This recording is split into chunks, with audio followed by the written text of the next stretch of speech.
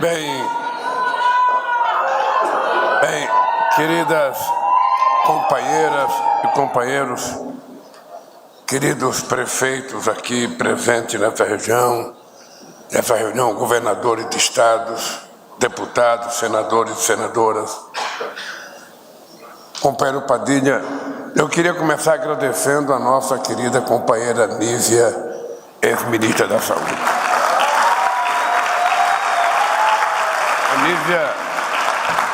A Nívia fez um esforço quase que desumano para colocar esse programa em pé. Eu sei o quanto ela trabalhou, eu sei o quanto eu cobrei, e eu sei que a Nívia, deve estar assistindo a gente em algum lugar e deve estar torcendo, porque, sinceramente, metade de tudo isso aqui, um pouco mais, é da responsabilidade da companheira Nívia, que nos ajudou muito.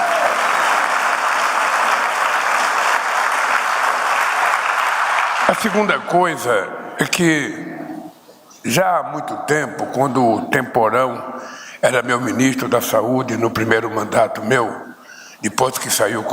no segundo mandato meu, o primeiro foi Humberto Costa, eu queria um estudo para saber se a gente poderia fazer com que a gente trouxesse os especialistas para as pessoas que frequentavam a assistência do SUS.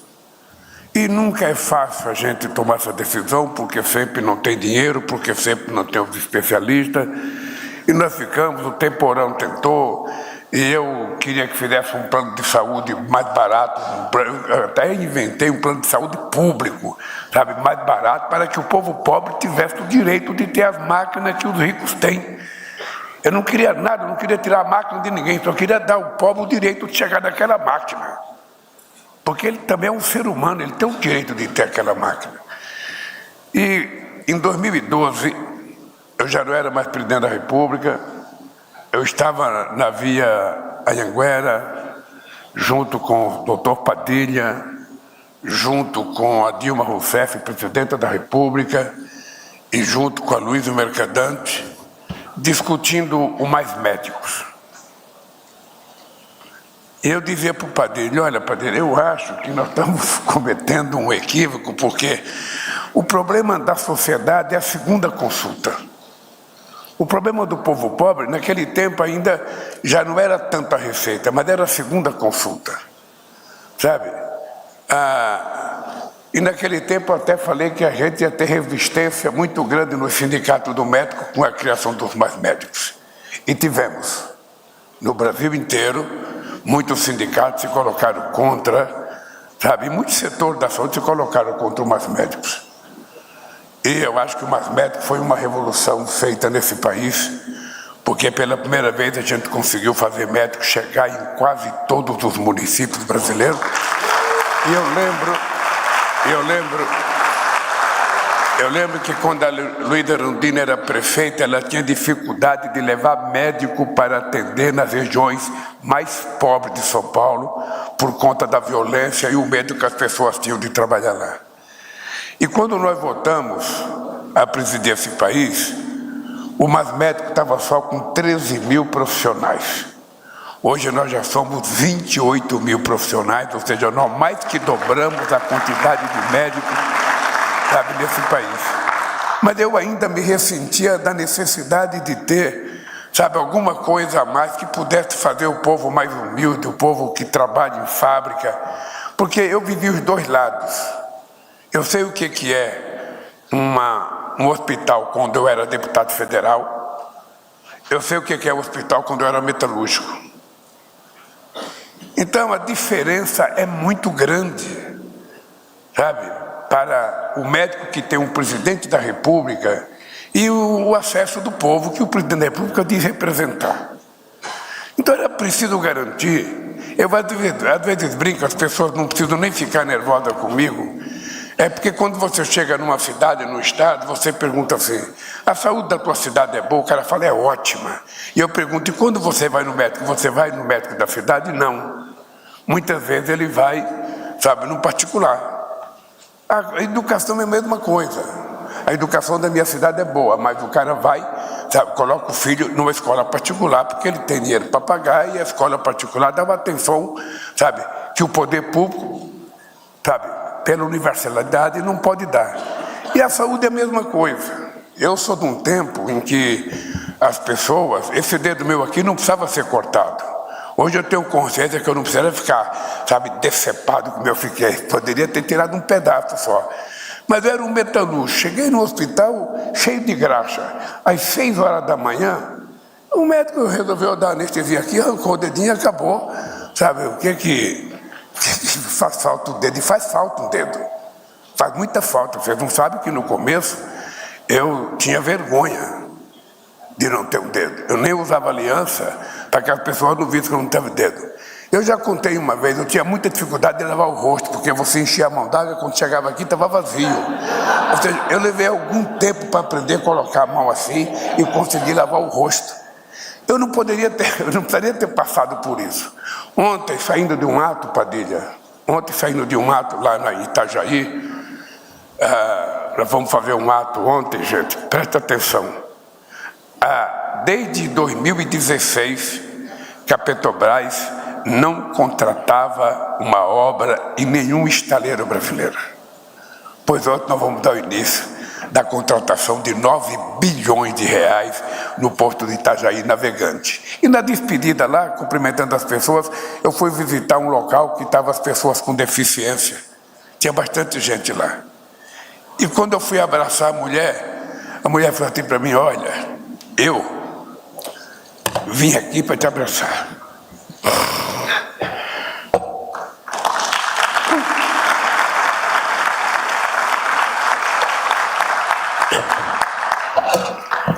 Ela falou: eu vim te abraçar porque eu vou morrer.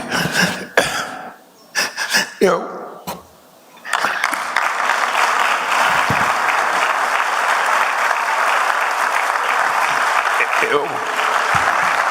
já estou desenganada, então eu não queria morrer sem te abraçar. Eu não tinha o que falar. Dei um beijão, e eu falei: olha, você tem que ter fé, tem que rezar muito e se cuidar, e fazer tudo como é que mandar. Eu nunca tinha vivido, possivelmente essa mulher, que estava com a cara de uma mulher muito humilde, ela não tenha feito o tratamento, sabe, certo, não teve a consulta na hora certa, não descobriu o câncer na hora certa. Ou a doença que ela tem, porque eu também não perguntei a doença, eu não tive mais coragem de conversar com ela. E aí eu lembrei que eu fui no Sírio dar uma olhada na minha garganta e eu jamais imaginei ter câncer.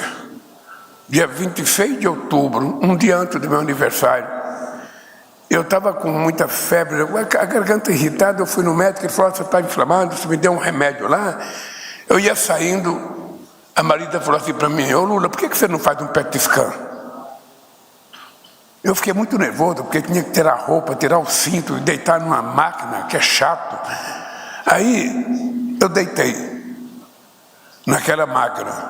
Quando eu saí, tinha algumas pessoas chorando. Eu tinha descoberto o câncer na minha garganta. Muito pequeno, mas eu tinha descoberto. 2 dias depois eu já estava no hospital internado fazendo tratamento. Eu fico imaginando por que todas as pessoas não têm direito a isso.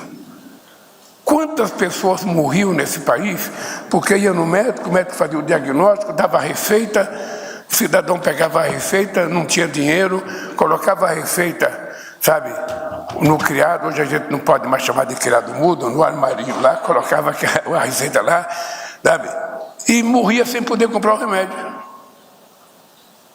Morria. Nós inventamos o farmácia popular e, graças a Deus, agora a gente está distribuindo já uma quantidade razoável de remédio de uso contínuo, sabe, de graça, porque tem que ser assim mesmo, senão a gente não salva a vida. E as pessoas hoje já não passam a privação do remédio. Mas eu falava: Nízia, pelo amor de Deus, Padilha, pelo amor de Deus, Quioro, pelo amor de Deus, todo mundo, pelo amor de Deus, é preciso a segunda consulta. O que é a segunda consulta?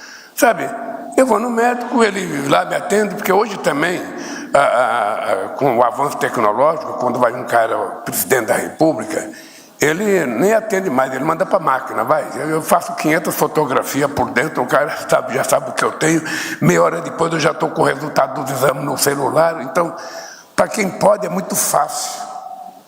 Então eu ficava pensando, você vai no médico e ele fala, olha, você tem um problema, eu estou sentindo que você está com um problema, sabe, no coração. Você precisa procurar um cardiologista, procura o doutor Padilha. Mas aí ela vai no balcão, sabe, marcar o cardiologista, o cara fala, olha, só tem vaga para daqui a fevereiro do ano que vem. A pessoa só, doutor, só, volta para casa, sabe, guarda o pedido do exame lá e a doença não espera. A doença não espera. Sabe? Aí ele vai no cardiologista, chega lá, o cara fala, você tem um problema sério mesmo. Sabe? Você precisa fazer uma ressonância. Você vai ter que fazer um exame. Aí ela volta para marcar a máquina. Aí a máquina mais 10 meses. Ou seja, não é possível a gente ficar brincando com a sorte da pessoa. Porque a gente sabe que a doença, se não for tratada, ela vai se agravar. Eu teve um tempo que eu acreditava em benzimento. Minha mãe me levava para curar dor de dente no benzimento. O cara falava, coloca álcool no dente, coloca alho no dente, amassa um alho, coloca o algodão com pinga dentro do dente. Era melhor, era para ficar bêbado, não era para curar meu dente. Mas eu, durante muito tempo, acreditei. E ainda acredito, às vezes, que pode ter solução. Mas hoje, com esses avanços, nós precisamos fazer o que estamos fazendo, Padilha, porque é uma coisa muito, muito, muito séria você saber que no Brasil muita gente ainda morre. O Padilha sabe da minha obsessão por esse especialista, da minha obsessão pelo Brasil Sorridente, e eu estou meio chateado porque eu vejo muita gente banguela ainda nos comícios que eu vou, e o Brasil Sorridente não está chamando as pessoas, ou seja, ele não está indo às pessoas. Não está indo, nós precisamos fazer o dentista ir às pessoas. Porque as pessoas que não têm dente não estão na capital, não estão na melhor praia, ainda estão na periferia, sim. Mas nós precisamos ir até ela, já que ela não pode ir até o governo, não pode ir até a prefeitura, não pode... Então, Padilha, eu acho que o que você está fazendo hoje, o que vocês construíram, é uma coisa, eu acho que nobre. A gente não vai ter dimensão nos primeiros dias, porque é importante as pessoas saberem que a gente está anunciando o programa hoje, a gente assinou a medida provisória, essa medida provisória começa a valer do momento que a gente assina, mas ela vai ser debatida pelos deputados e pelos senadores. Enquanto isso, a gente vai fazendo o decreto, a gente vai organizando, é preciso que os estados que vão fazer convênio estejam preparados, ou seja, vai levando um tempo até as coisas se implantar. É mais ou menos como o time do Corinthians, começa lento, começa devagar, mas depois ganha. Hoje não está sendo assim, nem sempre ganha. Mas então, eu só queria que vocês soubessem que esse programa é um sonho da minha vida. Esse programa é um sonho.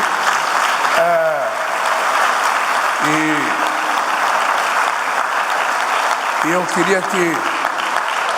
queria que a gente conseguisse concretizar, Padilha. Eu acho muito importante você colocar a sociedade para tomar conta de um programa como esse, chamar os especialistas para tomar conta, porque muitas vezes a gente sozinho não dá conta disso. É importante a gente confiar nas outras pessoas e fazer com que as pessoas ajudem e utilizar, Padilha, todos os meios possíveis que a gente tiver. O que é importante é que todo mundo sabe que vai morrer um dia. Se tem uma coisa que todo mundo sabe é o seguinte, para morrer basta estar vivo. Mas se a gente puder garantir o retardamento da morte, sabe, por falta de tratamento médico, por falta do remédio, nós temos a obrigação de fazer isso. Então eu queria, Padilha, primeiro dar os parabéns para você, dizer para a Nívia que foi um erro meu não pedir para convocar ela para estar aqui nesse dia de hoje, porque seria também um dia marcante para ela, sabe? Eu tenho um apreço muito grande pela companheira Nívia, mas muito grande mesmo. E eu espero e peço a Deus que a gente consiga fazer com que esse programa funcione mais rápido. E peço a Deus que o nosso Barrichello do Hospital Conceição seja um pouco mais veloz do que o Barrichello, que era o corredor de automóvel. Porque o povo tem pressa, a periferia tem pressa e as pessoas das cidades menores têm pressa. E eu queria pedir a vocês da saúde, da área médica, aos que estão no Ministério da Saúde, que estão no hospital, pelo amor de Deus, vamos fazer com que o pobre se sinta gente, sabe? Nós já sofremos o dia inteiro com o que acontece lá na Palestina, já sofremos o dia inteiro com aquela matança de mulher e de criança, todo santo dia, uma coisa sem compreensão, e na saúde a gente pode evitar isso. Já que nós temos a melhor política de cuidar do câncer, já que nós temos o SUS, que é o melhor sistema de saúde público, sabe, de todos os países com mais de 100 habitantes, já que nós temos, sabe, vontade de fazer, Padilha, só vou te pedir uma coisa: não vamos deixar esse programa falhar. É importante que as pessoas tenham agora, todo mundo tem telefone, você citou o número 136. O Padilha citou o número, se chama número 136, que é para vocês ligarem para ter informações e para reclamar também. Então não pode falar palavrão, mas pode, sabe, se queixar, pode dizer o que não está funcionando, aonde não foi bem atendido, porque sabe o que acontece? Na verdade, se você participar, se você que vai no médico participar ativamente e cobrar ativamente, as coisas andam. Se você for mal atendido e não falar para ninguém, a gente só vai saber 3 meses depois pela internet ou pela televisão. Por isso, Padilha, eu estou aqui para dizer o seguinte: parabéns. Parabéns, que Deus abençoe cada um de vocês, sobretudo o pessoal da saúde. Vocês que cuidam de gente, vocês que cuidam do povo. Vocês têm que saber que os pobres são feitos de carne e osso, eles têm o mesmo direito, eles sofrem a mesma dor, eles sofrem as mesmas consequências. E só vocês, com o conhecimento de vocês, podem aliviar esse sofrimento e garantir mais vida para todo mundo. Muito obrigado, companheiros. E vamos agora inaugurar o caminho. Está encerrada a cerimônia. Pede-se a todas e a todos